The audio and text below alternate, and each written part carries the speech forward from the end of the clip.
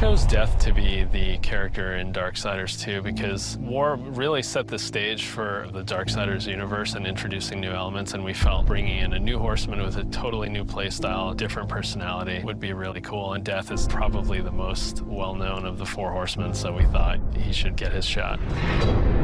What makes Death different from War is almost everything about him. The way he expresses himself, the way he talks. I have an offer in mind. The way he handles business on the battlefield, and the way that he gets around. It's much more feral, more animal-like. War is very much like a force meets force, a very head-on, steadfast, loyal-bound soldier. Death is much more of a calculated, elegant fighter, a chilling opponent on the battlefield.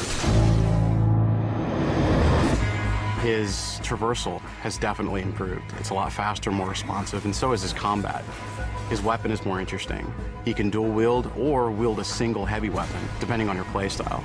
Death's primary weapon is a scythe. It's kind of a unique one. It's sort of a multi-purpose Swiss Army scythe, and he can use it with two different blades. He can attach it together to form the more traditional Reaper scythe. He can use it as a pole arm. Of course, he doesn't stop that. He'll pretty much use any weapon that's made available. You can get big axes, you can get crazy cool claws, big iron fists, and he'll even shoot guns. I mean, he'll use anything that he can, really.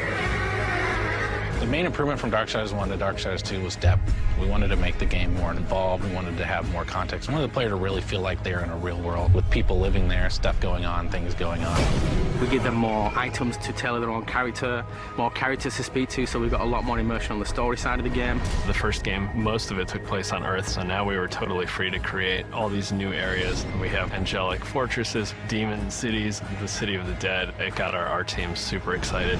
On top of that, there's a lot of weapons and armor, and obviously the new character as well, Death. Death's the most feared, and he's one of the oldest horsemen in the fiction. They kind of look at him as a big brother. And he's feared just because when he really gets down to business, he is the death dealer. That's sort of his thing. He wears his mask as an executioner's mask. That's his trade, that's his business. He takes people down. He doesn't wait for things to happen, he causes them to happen. So it's a much more aggressive style of game and a more aggressive character. I mean, I guess it's all wrapped up in his name, right? War implies some conflict, but death's the final end. Who doesn't fear that?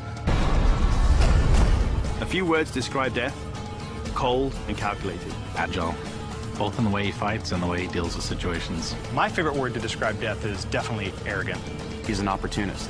If I could describe Death in one word, it's probably badass.